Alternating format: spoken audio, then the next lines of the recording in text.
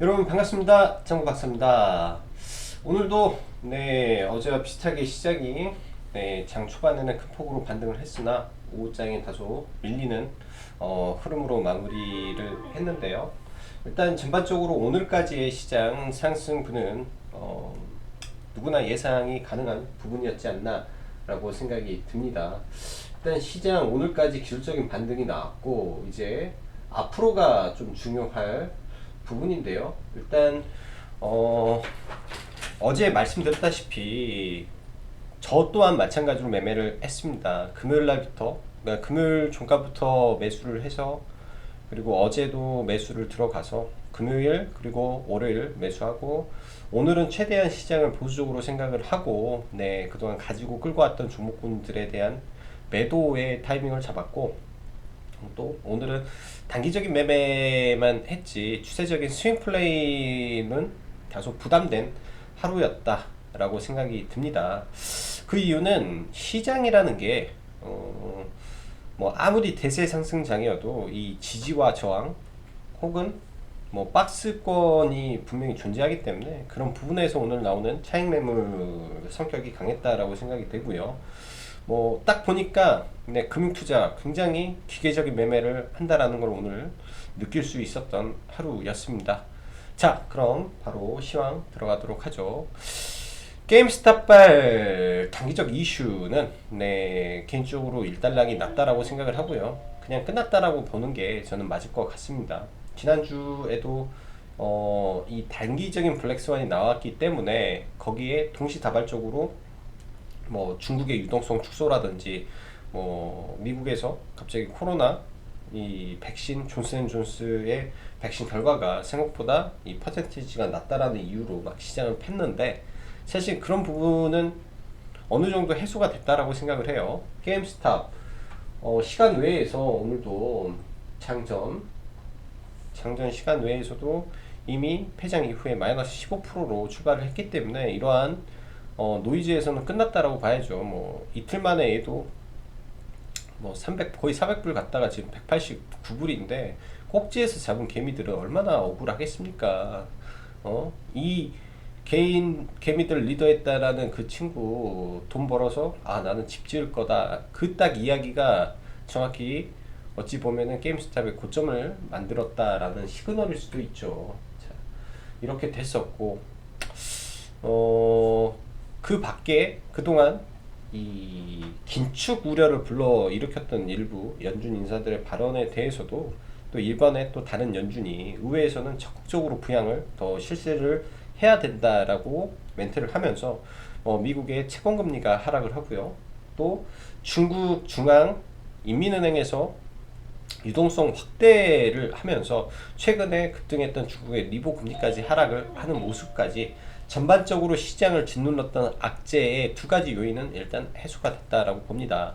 게임스탑발 단기 블랙스완은 제거가 됐고, 유동성 축소에 대한 우려도 일단은 불식이 된 거죠. 사실 아직은 유동성 축소에 대한 부분이 진행이 안 될 가능성이 굉장히 높은 구간에서 이런 부분은 뭐 크게 신경을 쓸 필요가 없다라고 보여집니다. 거기에 더해서 미국의 하루에 30만 명씩 이 확진자가 늘어나던 게 지금은 10만 명으로 줄어들었는데, 이 부분도 점진적으로 감염자가 낮아지게 된다면 반대로 바닥권에 깔려있는 코로나 피해 종목군들이 어느 시점이 됐을 때 대폭 폭발하는 또 경향을 보일 거라고 저는 생각을 합니다. 그렇게 증시는 두 가지 바퀴를, 아니 두 가지 엔진을 장착하고 시장을 들여다보는 게 저는 맞다라고 생각을 하고 있고요. 시장의 흐름은 큰 틀에서 우리가 시장의 흐름은 큰 틀에서 보면 상승 추세가 맞습니다. 그러나 이 상승 추세 안에서도, 그러니까 엘리어트 파동론도 그렇잖아요. 이러한 엘리어트 파동도 이 안에서도 무수히 많은 이 파동이 존재를 하는 거죠. 이렇게 갔다가 이 하나의 파동이 이 안에 다 있는 거예요. 이 안에. 그리고 이 파동이 완성이 돼서 올라가는 거기 때문에 이러한 단기 조정이 진행되고 있다라고 저는 판단을 합니다. 진짜로 하락이 오면 우리가 체감하지도 못하게 슬금슬금 물량을 팔기 때문에 그게 진짜 어려운 부분이라고 생각이 되고요. 자, 어제도 말씀드렸다시피 시장은 뭐 설 연휴 전후로 해서 이평의 이격을 줄이는 과정을 만들 거라고 생각을 해서 너무 급하지 않게 서두르지만 않으면 또 저가의 좋은 종목들 잡는 기회가 많이 포착될 거라고 생각을 합니다. 자, 오늘 시장 삼성전자와 하이닉스가 각각 뭐 삼성전자도 3%대, 하이닉스도 5%대 상승을 하면서 여기에 네이버, NC소프트 등 코스피 이 서비스 업종과 IT 업종이 대폭 상승을 하며 코스피 주가를 올렸고, 코스닥 지수는 약간 혼조세가 좀 많았던 것 같습니다. 저희도 동박 관련주를 매수를 해서 넘어왔는데, 사실 SKC, 일진 머티리얼즈, 그리고 솔루스 첨단 소재까지 해서 동박 업체가 상대적으로 오늘 강한 모습이었고, 일부 제약바이오는 강했으나 전일 이 셀트리온과 셀트리온 제약은 게임스탑이 박살나는 게 보이자마자 오늘부터 물량이 또 빠지는 좀 어처구니 없는 일이 또 나오더라고요. 그래서 아예 뭐 매매할 생각을 안 했고요. SK이노베이션 시가 베팅을 해서 네, 약 수익으로 그냥 빠져나왔습니다. 네. 자, 그리고 오늘 장중에 삼성 SDS에서 4조 원대 M&A 물색을 하고 있다라는 이슈로 KL락과 콘텍 시스템이 강세를 보였고, 최근에 낙주를 본다라고 했죠. 사실 제가 박셀바이오를 마무리하면 오늘 아침에까지도 라이브 방송에서 이제 한국파마를 이야기를 했었는데, 실제로 저는 매매를 좀 못했습니다. 박셀을 마무리하면 그 다음에 우리가 찍고 먹어야 될 건 한국파마다라는 걸 했는데 매매는 못했고, 아마존 실적 발표를 어제 언급을 했죠. 그래서 알체라라는 종목을 또 매매를 해서 수익은 실현했으나 이 한 끗 차이로 포인트 모바일이 상을 갔네요. 포인트 모바일은 물량을 상따를 좀 해서 일단 좀 들고 있습니다. 상따를 해서 좀 들고 있고, 화학 섹터가 굉장히 강했죠. 최근 효성 TNC도 어찌면 스파텍스도 화학이고, TK케미칼도 화학이고, 뭐 대한유화, 애경유화, 코오롱인더도 화학이고, 효성화학도 화학입니다. 화학 섹터 너무 좋습니다. 화학 섹터는 제가 봤을 때 눌릴 때마다 잡아야 되는 것 같고, 화학 섹터가 왜 좋냐, 그 근본적인 원인을 이유를 알아야 되는데, 단가가 올라갔어요. 예? P의 상승, 거기에 Q, 퀀티티, 이 물량도 늘어났습니다. Q와 P가 같이 늘어나는 오히려 IT보다 더 좋을 수도 있는 것 같아요. 그래서 잘 봐야 되고, 특히 저는 탑픽을 효성화학으로 꼭 좀 보고 있습니다. 리포트에 따르면 효성화학은 주사기의 원료로 들어가는 PP의 글로벌 1위, 아니 국내 1위를 하고 있죠. 500만 톤을 하고 있기 때문에 글로벌 전체 생산이 3천만 톤 중에서 500만 톤이면 작은 수치가 아니라고 생각합니다. 근데 이 가격이 원료가 50%가 올랐습니다. 그러면 당연히 영업이익도 상당 부분 개선이 될 거고, 현재 시가총액 5천억에서 올해 영업이익 4천억, 올해 영업이익이 2,600억을 예상하기 때문에 2,600억을 하는 회사 시가총액 5천억 말이 안 됩니다. 네, 잘 봐야 돼요. 제가 봤을 때는 아주 좋은 소스지 않나라고 생각을 하고, 어제 말씀드렸던 현기차 관련주, 그러니까 그 포스코 인터내셔널인데 2차 전지 전기차 주식으로 탈바꿈 중에 있다. 그래서 잘 봐야 된다 라고 말씀드렸고요. 2월 5일 수소법 시행이 예정이 되어 있죠. 네, 아마 내일이나 모레부터 종목군들이 서서히 움직이지 않을까 싶습니다. 그래서 시장이 내일이나 모레 조정을 받으면 수소 섹터 한두 개는 꼭 잡고 가고요. 가상화폐 테마 강세, 이거는 가상화폐가 아니라 M&A 관련주로 적어야 되겠네요. 어제 이제 저가의 비덴트를, 그러니까 시가 이하죠. 시가 이하에 잡아서 오늘 8,500원에 일단은 좀 팔고 일부는 가지고 있습니다. 비덴트는 움직임이 없을 때 사서 뉴스 나올 때 팔아야 되는 그런 종목이다 라고 생각이 되네요. 자, 시장 보면서 그리고 종목 보면서 마무리를 하겠습니다. 자, 일단은 오늘 시장 보면 상승치를 다 채웠어요. 네, 이거는 이날 이 음봉이 있을 때 만들어 놓은 박스죠. 21선까지 오늘 기가 막히게 반등을 줬죠. 그러면 기가 막히게 떨어질 수도 있습니다.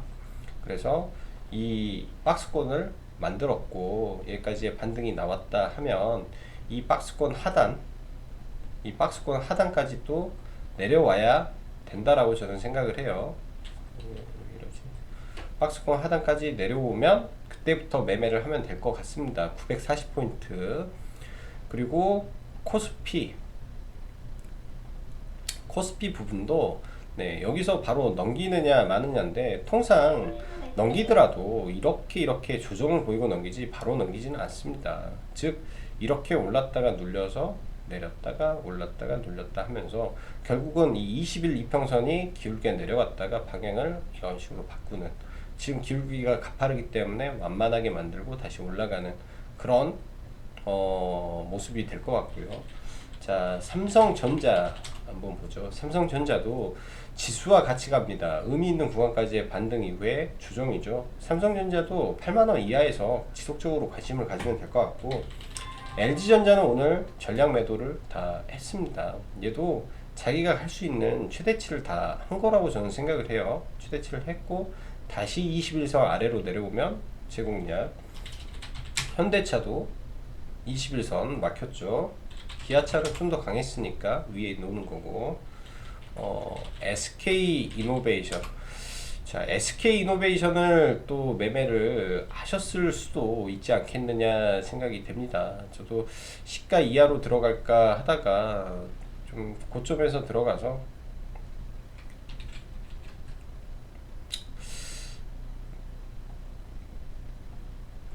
이제 물량이 이때부터 잡아놓은 물량이 있었기 때문에 여기서 반 매도하고 나머지를 들고 시가 베팅을 해서 더 높게 팔려고 했는데 위에서 팔긴 했는데 조금 아쉽더라고요. 여기에서 시가를 위에서 들고, 그러니까 시가가 그렇게 높지 않았으니까 1%대였으니까 여기서 바로 좀 날렸으면 좋았을 건데 하는 조금 아쉬움이 좀 있습니다. 그래서 SK이노베이션은 이렇게 매매를 했고, 돌파 매매죠. 이때 30만원 전에서, 그러니까 여기서 완만해서 28만원 이 자리 돌파할 때 굉장히 싸게 들어갔기 때문에 사실은 이 상승폭의 전부를 다 먹긴 했어요. 근데 제가 봤을 때는 조금 아쉬움이 있었다 라고 생각을 하고, 이런 종목 시가 베팅을 할 때 주의사항이 하나 있는데, 장 초반에 초대량 거래량이 터졌다 하면, 지금 30만원짜리가 30만 주 터지면 이 봉 하나에 1000억이 터졌다라는 겁니다. 그럼 도망 나와야 돼요. 이럴 때는 조심해야 돼요. 1000억이, 이게 양봉으로 1000억이 터지면서 위로 올라가게 되면 강력한 지지 구간이 되는데, 반대로 음봉으로 1000억이 터지면서 내려오면 강력한 저항 구간이 되기 때문에 매매를 할 때 이런 거는 주의를 해야 되는 부분이지 않나 라고 생각을 합니다. 자, 그리고 효성화학을 한번 보죠. 효성화학. 지금 주가가 천장에 대롱대롱 매달려 있는데요. 21선 아래에서 제가 봤을 때는 추세를 만들고 갈 거니까 21선 아래에서 끌고 중기 이상의 스윙을 해보면 좋겠다라는 생각이 듭니다. 21선 아래에서 매매를 해서 가면 좋을 것 같고요. 오늘은 네이버가 신고가를 친 날이죠. 네이버가 안 그래도 강한 종목이 신고가를 쳤고, 그 다음에 NC소프트라는 종목이 신고가를 향해서 좀 달려가고, 오늘 장중에 눌릴 때 매매를 좀 해서 들고 있는데, 정확히 이 지점에서 딱 잡아져서 들고 있는데, 일단 내일장 지켜는 봐야 될 것 같습니다. 실적 대비해서 시가총액 20조는 뭐 그렇게 비싼 종목은 아니라고 생각을 해요. 그렇게 비싸게 보이지는 않는데, 네, 이번에 이 구간을 돌파하고 얘도 신고가를 치는지 충분히 가능성이 있어서 내일장까지는 지켜보고 대응을 하면 좋을 것 같고, 오늘 대한유화 화학 섹터가 좋았죠. 대한유화도 신고가를 좀 만들었어요. 근데 얘도 실적이 좋아요. 고가에서 고가놀이를 하는데 올해 실적이 2배 턴어라운드가 되는 점 감안했을 때는 지금의 시가총액 충분히 의미 있다. 정말로 효성화학하고 비교해보면 효성화학은 5,800억이죠. 근데 영업이익 2,000억이에요. 근데 참 객관적으로 좀 봐볼까? 대한유화 3천억 버는데 2조야. 그럼 뭐가 쌉니까? 효성화학 싸죠. 그러니까 효성화학을 잘 봐야 된다라고 말씀드리는 거예요. 그리고 오늘은 코오롱인더가 네, 영업이익 대폭 상향된 이슈로 좀 강하게 올라갔죠. 최근에 제가 매매에 대한 팁을 하나 드리자면,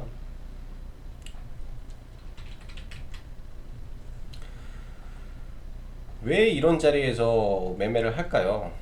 그러니까 이 자리에서 매매를 했는데 이게 싼 게 아니에요. 이게 먹은 게 4%가 넘어요.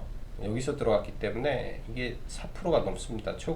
이 자리에다가 팔았기 때문에 4%가 넘어요. 왜 이런 자리에서 매매를 할까요? 잘 생각을 해 보셔야 됩니다. 몇 개를 보면 왜 이런 자리에서 쨍박사는 매매를 좋아하는지. 그러니까 여기서 여기까지도 적은 구간이 아니에요. 3%예요. 이게 3%. 그리고 여기서 매매했던 이 자리도 적은 구간이 아닙니다. 5%입니다. 왜 이런 자리에서 매매를 할까? 그러니까 여기서 잡아서 여기서 팔았기 때문에 3.5%, 마이너스 2%, 마이너스 보니까 이것도 5%예요. 왜 이런 자리에서 매매를 할까에 대한 부분을 잘 생각해 보셨으면 좋겠습니다. 녹십자, 랩셀, 고가놀이 하는 패턴의 종목군들의 유형이죠. 철저하게 고가놀이를 하는 패턴의 유형. 또 여기서 잡아서 여기서 팔았으니까 이것도 적은 게 아니죠. 여기 아래 꼬리에서 잡았으니까 이 자리에 잡았구나. 이 자리에 잡아서 이 자리 매도니까. 자, 모든 거는 시가입니다. 네, 시가예요. 이 급등주 중에서 이 시가를 회복하느냐 못하느냐가 굉장히 중요한데요. 그 시가의 회복 여부가 굉장히 저는 중요하다라고 생각을 합니다. 항상 그 점 생각하고 단기 매매를 하시면 도움이 될 것 같고요. 자, 그 밖에 일단 오늘도 빅히트, 포스코 인터내셔널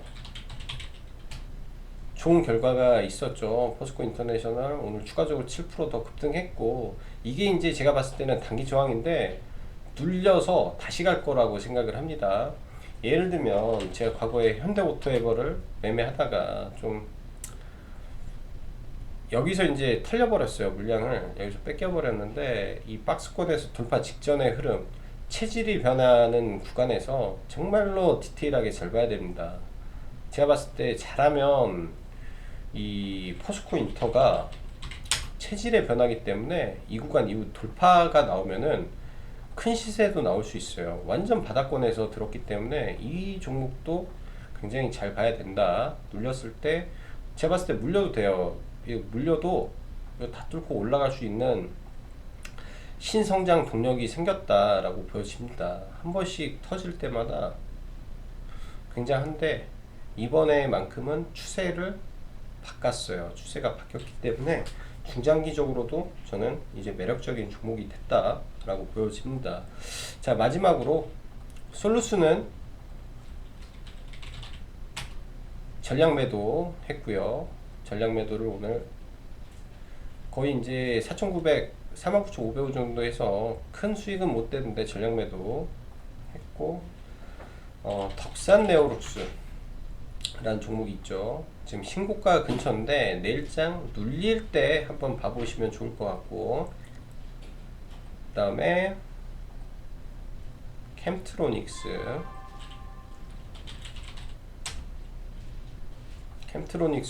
일단은 추세 지켜봐야 될 것 같고, 자, 바닥권 종목 하나 전달 드립니다. 애경산업입니다.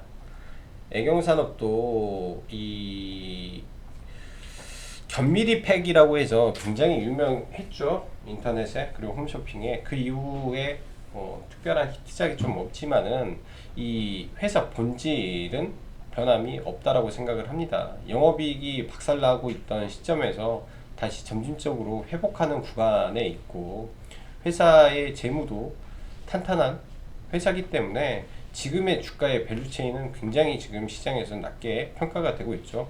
같은 화장품 계열에서 이 PBR 굉장히 높은 편이고요. 퍼 기준으로 영업이익이 안 나오는데 올해 기준으로 퍼 20배는 충분히 바닥권에서 움직인다라고 볼 수 있을 것 같습니다. 오랜 기간 바닥을 다지고 이제 올라가는 첫 자리이기 때문에 바닥권 종목이 없다. 야, 그러면은 애경산업 한번 잡아보시면 좋을 것 같네요. 자, 오늘도 수고 많으셨고 내일하고 모레는 시장이 좀 지지부진할 수도 있으니까 항상 주의하시면서 시장 대응하시면 좋을 것 같네요. 자, 그리고 낙주 종목군들 이야기를 안 했다. 낙주란 시장의 대장주들이 떨어지는 걸 낙주라 하죠. 자, 박셀바이오를 낙주 매매를 했고요. 오늘로써 박셀은 매매를 끝냈습니다. 여기서부터 시작된 낙주 매매가 최종 한 10% 정도뿐이 못 먹었는데 원래는 이거 끝나면은 바로 한국파마로 넘어가려고 했어요. 딱 이 자리부터 저희는 매수 생각을 했는데 안 갔고, 다 의미 있는 구간에서만 매매를 하면 사실은 수익 낼 확률이 더 높습니다. 반대로 의미 없는 구간에서 매매를 하게 되면 손실 낼 확률이 훨씬 많겠죠. 차라리 매매를 안 하느니만 못하게 되기 때문에 여러분들도 시간이 날 때 그런 의미 있는 구간이 어디인지, 왜 그 자리가 의미가 있는지, 이 차트에 숨겨진 이 의미는 무엇일지에 대한 생각을 많이 해 보시면 많은 도움이 될 거라 생각합니다. 자, 오늘도 여기까지 짱구 박사였고 시청해 주셔서 감사합니다.